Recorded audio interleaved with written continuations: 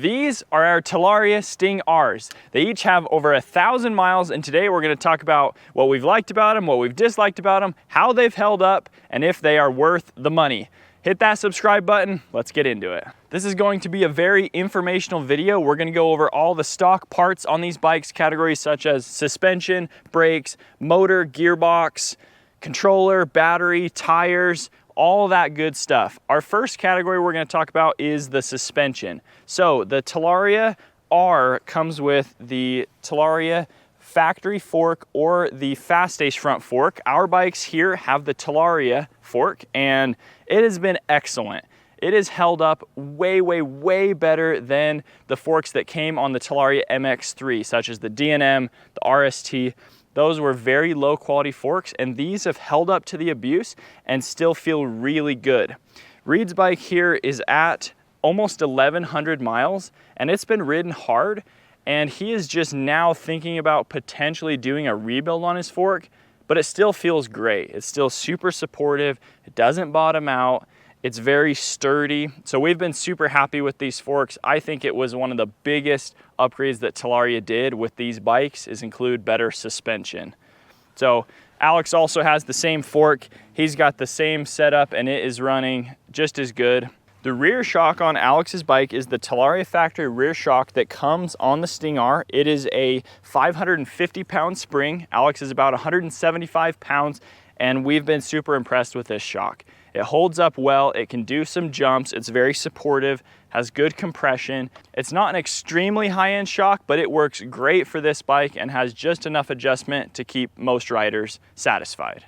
I also want to mention how balanced the Sting R feels front to back. Oftentimes you'll get suspension that is either too soft in the front or too soft in the rear, and that leads for a bike that doesn't feel balanced out on the trail.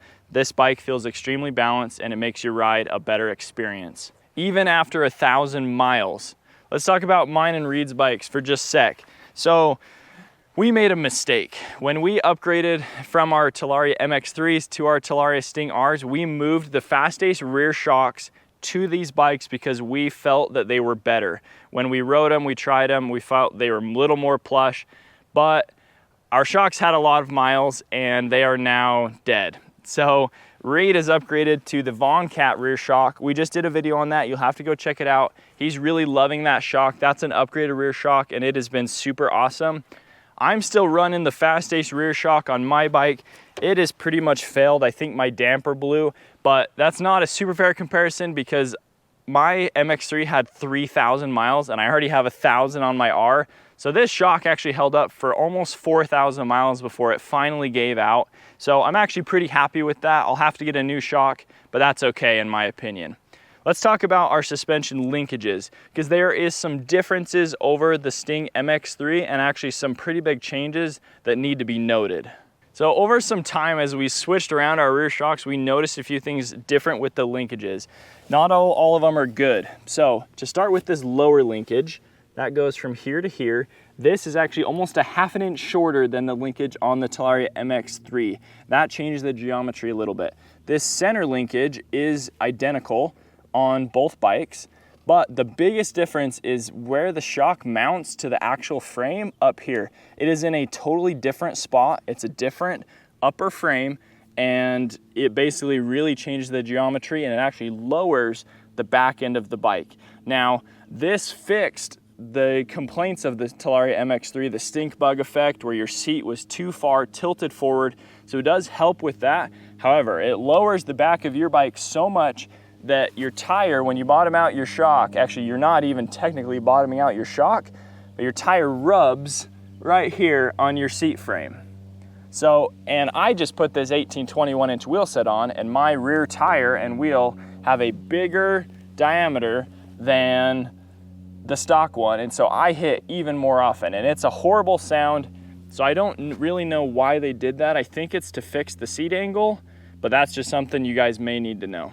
Currently, there is not really a fix for this available. There are upper and lower linkages, but that isn't really the right fix. We need somebody to potentially design a linkage that actually mounts the shock a little bit higher here to try to lower the back end down and sort of correct that geometry a little bit. So we'll see what happens in the future. even Alex's stock bike with the stock rear shock still bottoms out and hits that frame on really large hits. Our next category is power and batteries on these bikes. So it's no secret that the Talaria Sting R has 8 kilowatts of power, which is 2 kilowatts more than the Surron and the old Talaria MX4. That is a massive difference. We've been extremely impressed with the power, and it has actually kept us from feeling like we needed to upgrade our batteries really quickly. When we had our MX3s, we wanted to upgrade immediately. We wanted more power, we wanted more range, and it was fun, but we just wanted more. Once we got our Talaria Sting Rs, it really held us off, and we've really felt like 8 kilowatts is the magic number. And this is a true 8 kilowatts. We tested these bikes, they blow most other e-bikes out of the water, especially in stock form. So their combination with the more powerful controller, the new Talaria IPM motor is super smooth. And then they also did the bigger 45 amp hour 60 volt battery. And that is giving us on any given ride in real time, 20% more range. So that may not sound like much, but if you put it into perspective this way, say you're getting done with a ride on your MX3, you have 15% battery, right? You're kind of worried about wondering if you're gonna make it home. Imagine if you were on a Sting R, you come back, you have 35% battery. That's a big difference, right? So we've been super impressed. That range, that 20% actually really held us at bay like I was talking about. We don't need a bigger battery necessarily. So that's been super awesome. Love the power. If you want a little more torque, throw on a little bit bigger sprocket. We don't recommend going larger than like a 52 or a 54 tooth on stock form because it makes your throttle pretty jumpy. It's a little too torquey. If you have a controller, by all means, get a big sprocket. We'll talk about my bike in a second. But Reed's favorite in stock form is a 48 tooth. He has a bigger one on right now, but that's for a separate video coming later. Alex is running a 54, and that is only because he's getting a controller soon. So stay tuned for that video. You guys are gonna wanna see that. But let's talk about my bike. So I am running a stock Sting R battery. It is not bypassed. Now the difference is I have a KO Nano controller. This is the least expensive aftermarket controller you can buy. It's around $700. So I'm able to pull 145 amps or 8.7 kilowatts out of the stock non-bypass battery. We do not recommend bypassing. It's dangerous and you don't need to bypass. That extra power actually is a huge difference, and it makes the bike feel like a totally different bike. And now I can tune my throttle differently, which allows me to want to run this huge 58 tooth rear sprocket.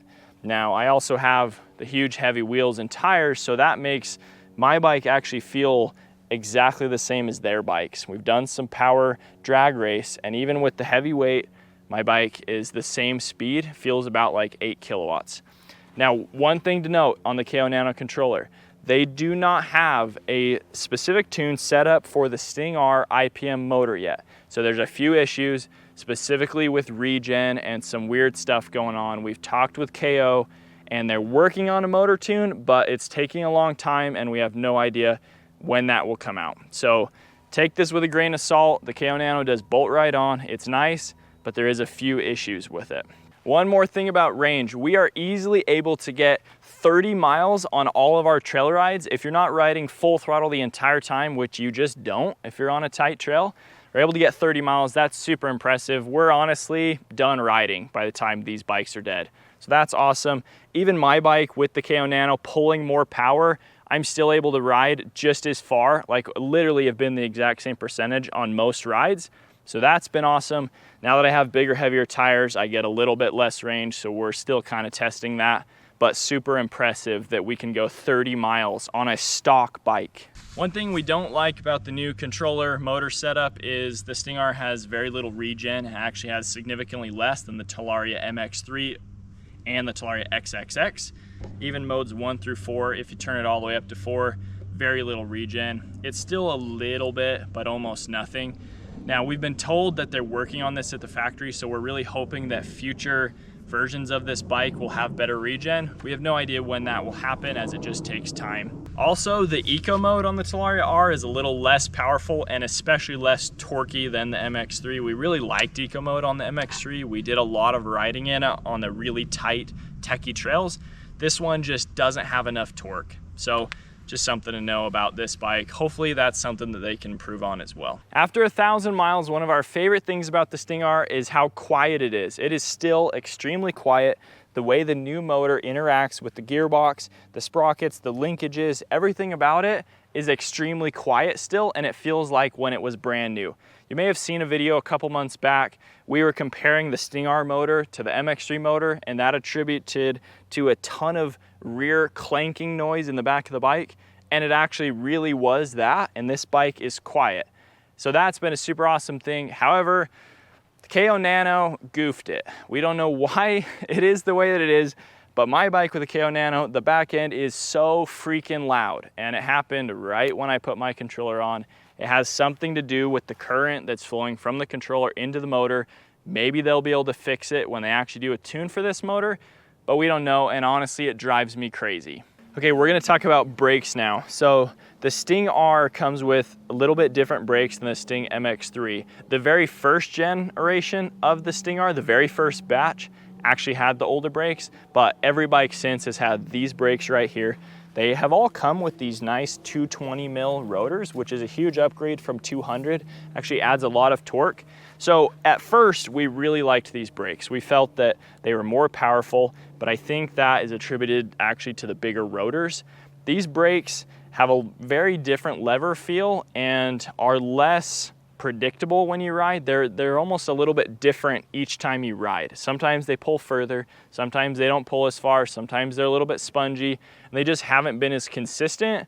So while they do work, I think we actually prefer the MX3 brakes. They're very close, but I think we prefer the MX3 brakes, but the bigger rotors are a huge difference and they do make the brakes better.